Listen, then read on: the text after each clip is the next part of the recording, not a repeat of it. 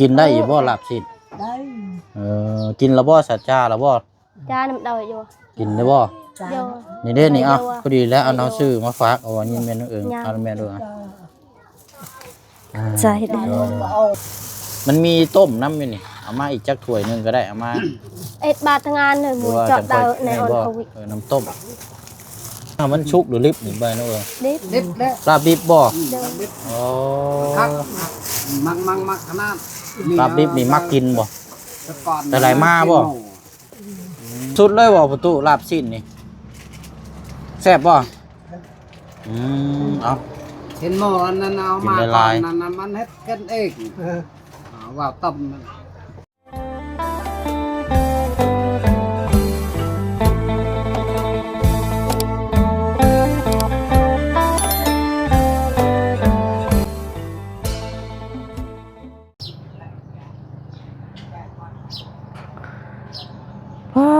มาแดดมาเอาเด้พี่น้อยเนาะแสบบีเลยนี่เนาะ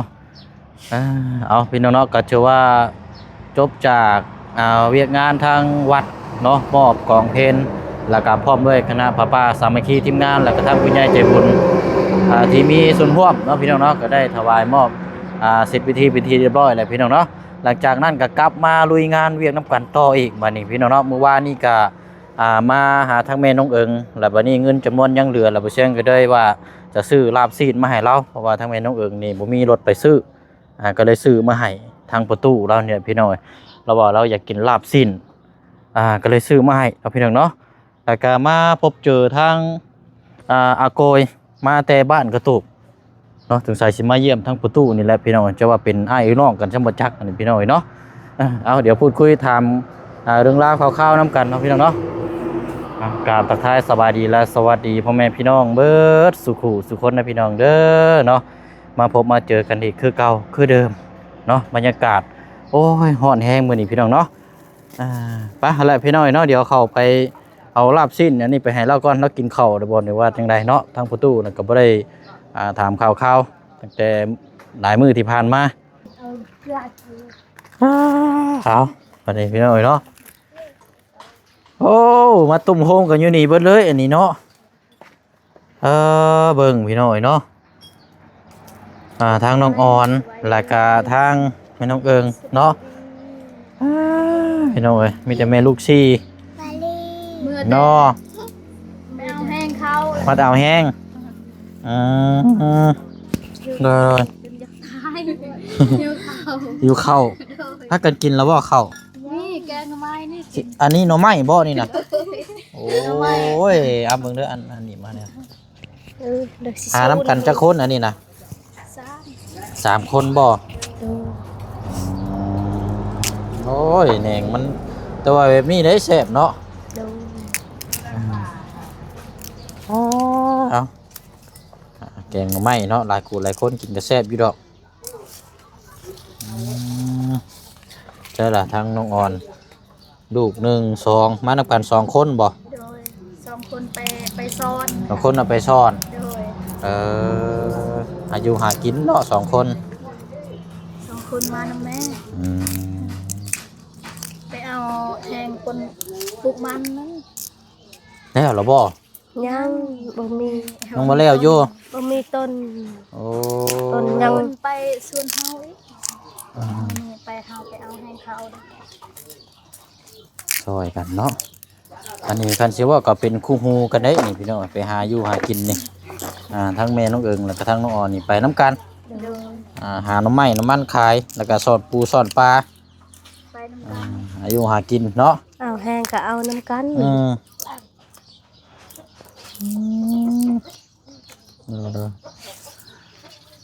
เอาเท่านั้นเนาะอัน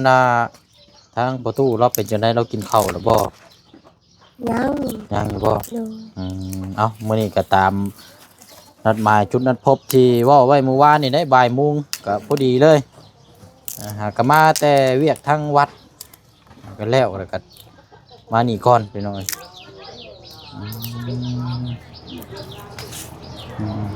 มาสามแม่น้องเอิงไปคนละไปขึ้นไปเทิงก่อนก็ได้ทางน้องอ่อนพอดีแล้วเวียกเทิงคนลงมานี่เราปอกแล้วพอดีต้มเลยเนาะ เออไปขึ้นไปเยี่ยมยามตามข่าวแล้วก่อน เจ้าน่ะเจ้าน่ะ อืมใช่เนาะเด้อมึงเด้อเด้นี่ยันแต่มันหักกันแน่บันไดนี่เนาะฮึบตอกตะปูมัดเอาอันนี้เนาะเด้ออ้อนนี่เนาะอันนี้เนาะเราเนาะเอาแล้วก็โกยบุกมาพี่เลยนี่เนาะ ด้วย เป็นนี่ได้อันนี้อยู่ดีมีแห้งอยู่บ่ทางเจ้ากะ ไม่แห้งเลย แกะไว้ก่อน มากกับไผน่ะ มากับลูก มากับลูก ด้วย ย่างมาบ่ ยางเอา รถขี่บ่มีเลย ผมมีตายแต่ ตายแล้ว ตายแล้ว ตายแล้วอันนี้เนาะพยายามลุงนั่นแหละ อันนี้ทั้งลุงเนาะ ลุง บ่แม่นอ้ายน้องกันบ่ ประมาณ เป็นทั้งลุงเนาะ เอามาแต่หึงนะบ่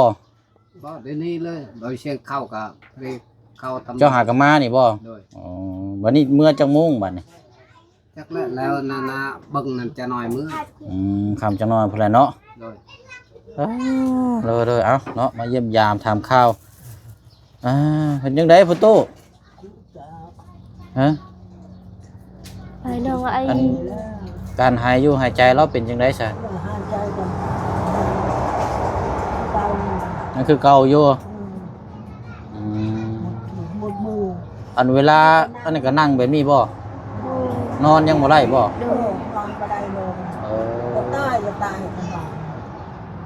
คันว่านอนนี่แม่นหายใจบ่ได้เนาะโอ้ลำบากเลยเนาะเด้อเอาอันทางนั้นลูกชายบ่ผู้นั้นน่ะโดยสบายดีเด้ออันผู้ที่เบิ่งอยู่นำกันนี่บ่ ดู อ้ายบ่คือน้องเจ้า อ้าย บ่ ดู เอ้าอ้ายก็คือว่านุ่มกว่าทางนี้นี่เนาะ aiคนนี้ คอยก็ทุกข์เด้แบบเท้า ทุกกระเท่า โดย เขาพยิงนั่นมันลื่นยิก ผู้หญิงหนึ่งมาก็เลยลูกหลายแน่เนาะลูก3ลูก4ได้เวียกนัก เฮ็ดเวียกก็บ่ได้พักบ่ได้พรเลยล่ะ ได้ลูกสองนั่น บ่มีอายหรอกมีคนเดียวมัน โดยมาเบิ่งแย่งนำกันเนาะอันว่าเป็นนุ่มเป็นหยังได้สาเรากินได้ปกติอยู่บ่เดี๋ยวนี้จ้ะ กินปกติ กินได้หลายอยู่บ่กินนม แล้วนมมันจะชม ฮะ จะชมทอง มันหนึ่งมามันบ่มีข้าวเด้นมเนี่ยมันกินได้เฉพาะ นมกล้วยนี่ เจ็บ ชม กินชม ฉันก็บ่กินตัวนั้นเด้อ ท้อง แม่น้องเอิงเจ้าเอาตัวอันมันสิมีรสกล้วยด้วยเนาะรสกล้วยน่ะเอาไว้ให้เด็กน้อยกินก็ได้เจ้าเอาไปกิน อะไร เพราะว่ามันเป็นผลไม้เลย ดอกกี้แปะ เอาตัวงัวเอาง่าดำถั่วดำไปซั่นน่ะกินได้อยู่เพราะว่ากล้วยนี่มันเปรี้ยวเด้ เด้อ มันจะเอากินเปรี้ยวๆเนาะเรากินแล้วเราเจ็บท้อง เจ็บท้อง เอาเปลี่ยนรสใหม่ตอนนั้นก็บ่ให้เรากินคือได้ยินแม่น้องเอิงว่าเจ้ากินลาบซีนซั่นบ่ เผ็ด กินได้อยู่บ่ลาบซีน ได้ กินแล้วบ่สัจจาแล้วบ่ จาน้ำเดาอยู่ กินได้บ่ จ้า โย นี่เด้นี่เอาพอดีแล้วเอาน้องซื้อมาฝากเอาอันนี้แม่น้องเอิงเอาแม่ด้วย ใจได้ โอ้ย นะมีต้มต้มฮ้อนน้ำยางแล้วกินได้บ่คันกินก็ให้อันน่ะแม่น้องเอิงอันนี้ให้ ลำจ่าอยู่ เรากินสำหรับผมมีแห้งเนาะพอกินแต่นมหลายนี่ก็เมื่อยเด้มันก็ได้ตัวใดที่ว่าอยากก็ให้เรากินให้แล้วเนาะ แล้วจะ นี่ กิน ได้ ข้าวข้าง ฮะ ข้างเขา ค่าข้าว นี่ แบบว่าอื่น คืนบ่ได้เลย อื่นบ่ได้ติดคอเนาะ เอา อืม เอากับมันเป็นไข้ ไปก็ไปรอกห่อมันตะมือกัน นอกจากเฮาเคี่ยวแน่นๆเนาะ โอ้ย ข้าวเจ้าอันนี้สามีบ่ ไม่ได้นำเลย เออ กินข้าวเช้าก็เรียกไม่จ่ายเลย อ๋อ เต็มเลยว่ะ เอา เออ ให้เท่า เออ คันยอเขี้ยวบ่แหลกนี่ยังติดคอได้เด้อนี่เนาะ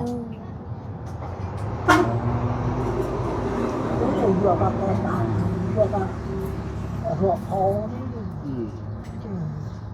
มันกินมาตะเกีย ในกลางวันนี่ก็ไม่ได้นอนเลยเขาตื่น มือนะ อืม กลางค่ำกลางคืนมีแต่นั่งแบบเมื่อยอะไรก็นอนจากไหนก็โคโล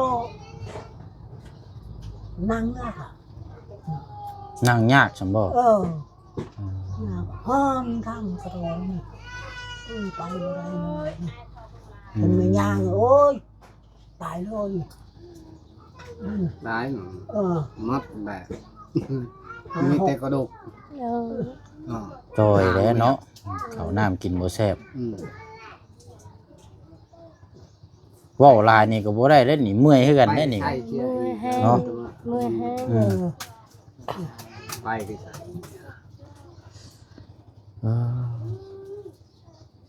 วันนี้อันข้าวยังซั่นที่เรากินน่ะข้าวเหนียวบ่คือข้าวเจ้าเมนูอื่นตัวนี้นะ กินข้าวเจ้า เออ ข้าวเหนียวก็กินแต่น้อย ข้าวเจ้านั่นกินบ่ได้หลายๆกินข้าวเหนียวนี่กินบ่ได้หลายซั่นบ่ไอ้บ่ตู้ จะได้ตอนนั้นติจะกินไรกิน อื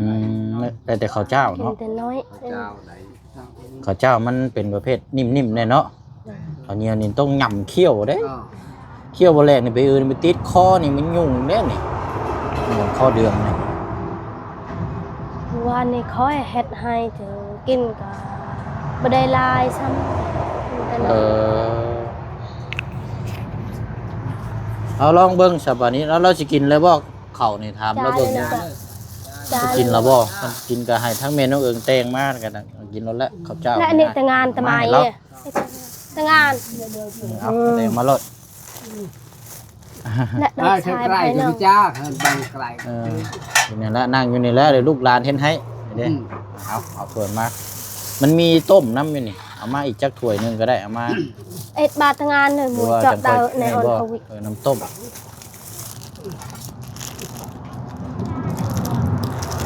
อืม ngày sai lì đừng tặng của ban cho người ta đôi lì việc việc ทั้งแม่น้องเอิงก็ปอกหน่อไม้อยู่เนาะ ทานกินเขา เขากินน้ำ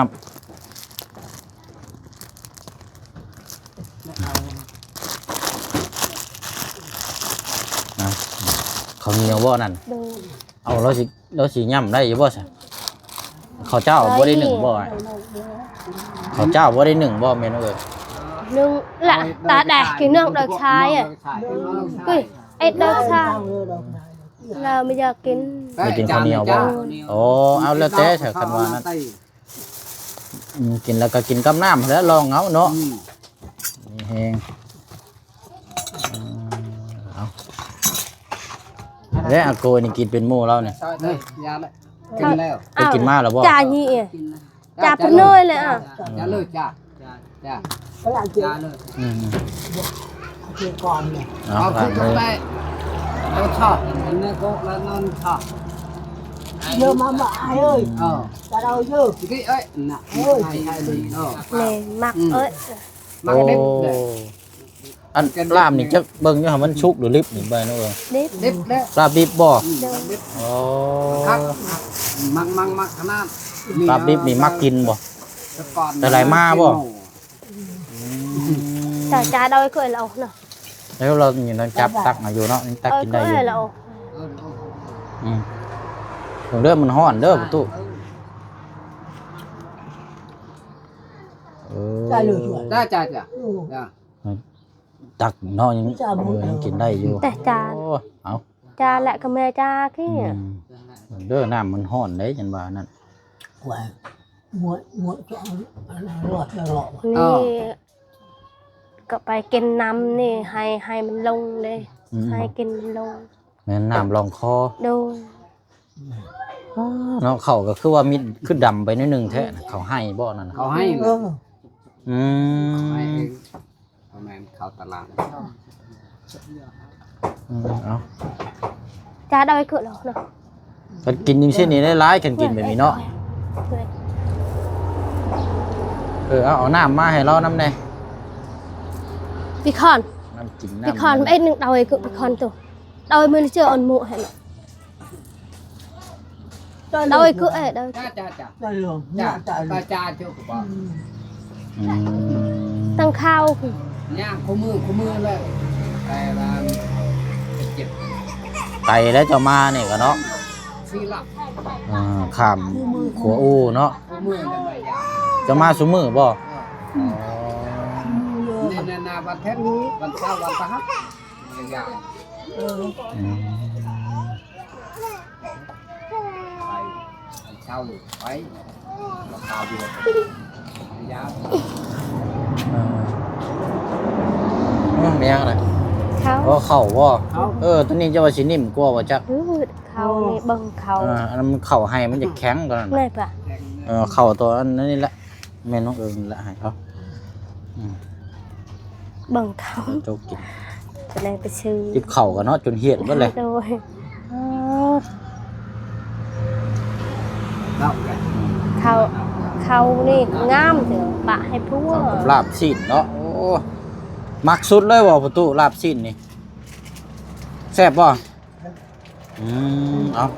เห็นหมอนั่นเอามา กินละ ก่อ ลาน ย นั่นมันเฮ็ดกันเอง เออ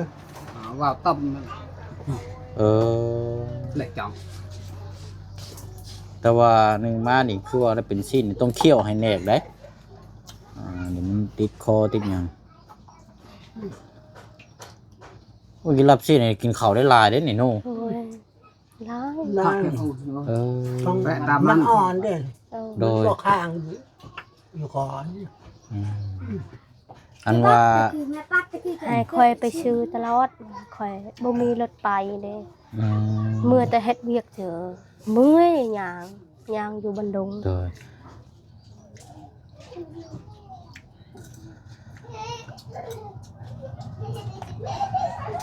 โอ้เนาะนี่แหละน้ำต้มนี่แหละสดเข้าไปเนาะพอมีแห้งมีแห้งมื้อเช้านี่เลยใส่ได้ยังกินข้าว kinh ยัง nhang เขายังบ่ทันกินเลยบ่หากก็กินนี่บ่ đôi เอ tha อหากก็กินนี้เนาะ đôi เสือดึงเงี้ยกิน อืม มีอาหารกินมีอาหารกินจะได้ชุกมากินยังมันหาย เรามากินดิบบ่ ชื่อชุกมันหายเลย คันสุกนี่แม่นบ่กินเนาะ ชื่อชุกมันหาย thân sư bên cài hai sư này cả đi เบิดจะมันจ้าบางทีชอบ ปิ้งไก่นี่ก็กินบ่ได้หลายบ่จะว่านะ จากเรา ปิ้งไก่เรากินบ่ได้หลาย đôi kinh chờ bao lâu รับสิ้นน่ะมากหลายเนาะแต่ก็ลิบอีกเด้เนาะ ก็เด็ดเลย คันบ่บ่ดิบนี่ก็บ่กินอีก ชุกนี่ก็แห้งกินไป โดย นี่ตามมันต้องการแต่นั่น ดิบนี่กินได้หลายเนาะ นะ ข้าวก็กินหลาย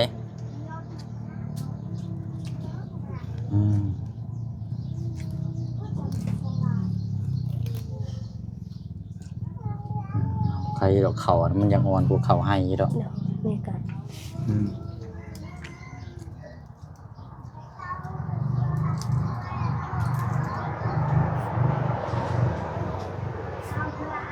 เบิดบ่นี่กินผู้เดียวนี่ประตู เบา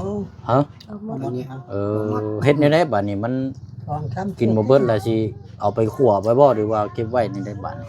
ครัวเลย คันบ่ขั่วนี่มันเสียได้เนาะ แม่นครัวอีก thua ít nhưng mà bật แล้วกัน คันว่ากินเบิดแล้วมันเอาไว้นี่บ่ได้ได้เนาะ มันบด มันบูดได้เนาะ đôi ต้องเอาไปขั่วไว้แล้วก็กินบัดนี้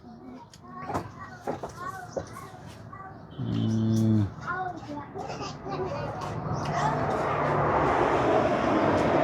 khỏi mưa mưa tè bục mặn mưa với vay nhà này ช้เอาน้ำมาให้เราหนึ่งพวก ปี น้ำได้ใช้เจาะมายิงให้เราน้ำให้เราซื้อมามันนั่นแหละ เพียงจอง ก็จะตายเลย น้ำ nhà ta được มีบ่ นี่ ปีปีไม่เจอ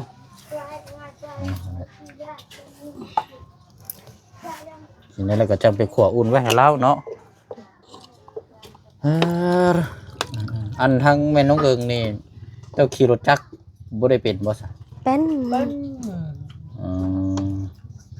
มารับจักอายมันเยอะ ขี่รถจักรอ้ายเนาะ ก็ได้ ขี่ได้บ่รถจักรเนี่ย รถ จงกำนำไปได้มียาคี รถวินเนอร์ก็คอยบ่เป็นขี่ฮอนด้าเป็น ส่วนหลายไปหาขายก็มีแต่ย่างไปสิได้ก็แต่นั่นสิเนาะ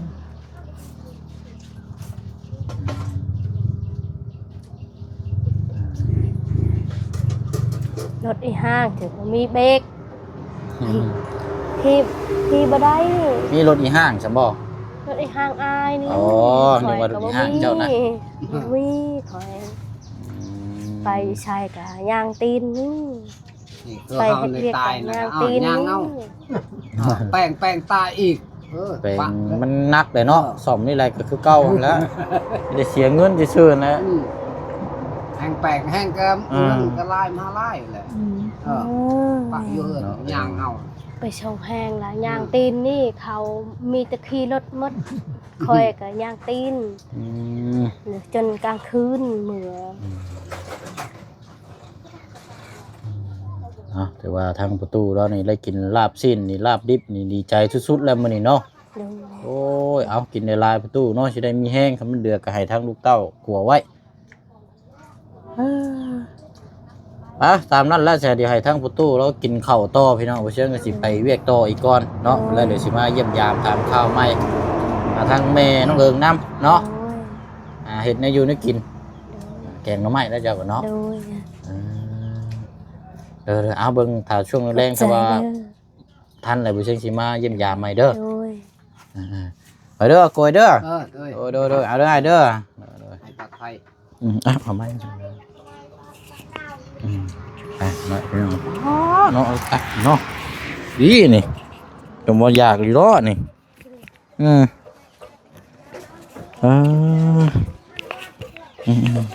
ขึ้น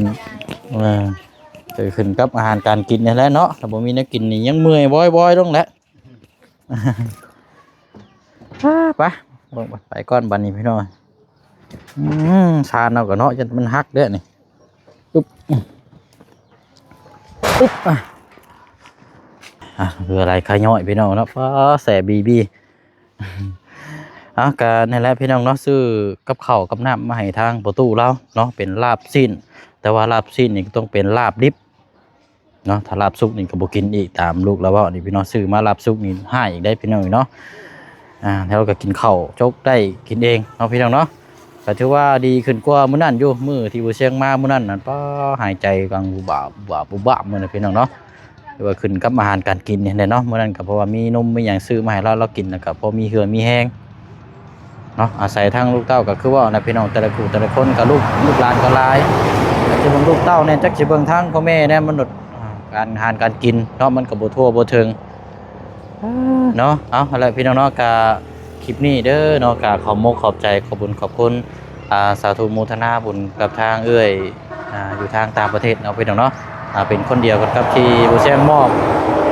เงินในทางแม่น้องเอิงเมื่อวานนี่แหละพี่น้องเงินจำนวนที่เหลือก็ได้ซื้อลาบสิ้นมาให้ทางประตูเรามื้อนี้ก็ได้กินได้อยากพอได้อิ่มเท่าอิ่มใส่มื้อนี้กับพี่น้องเนาะนั่นแหละพี่น้องเนาะขอบใจละลายเด้อเนาะเอาล่ะเนาะเดี๋ยวมาย่ำยามทำข้าวใหม่เนาะสำหรับทางเรื่องราวของทางแม่น้องเอิงที่ผู้เชี่ยงฝากพี่ฝากน้องถามเนาะสำหรับทางงบเงินจำนวนที่ทางผู้ใหญ่ฝากมากะเดี๋ยวติดตามเบิ่งน้ำกันอีกเนาะพี่น้องเนาะเดี๋ยวรอมังกรเก็บไว้ก่อนเนาะเดี๋ยวจังว่าจังใดก็จังคุยจังนี่น้ำกันอีกเนาะบ๊ายบายเลยพี่น้องเด้อพบกันในคลิปหน้าเนาะแดดร้อนก็ฝนที่ตกค่ำมาจักอันนี้เนาะ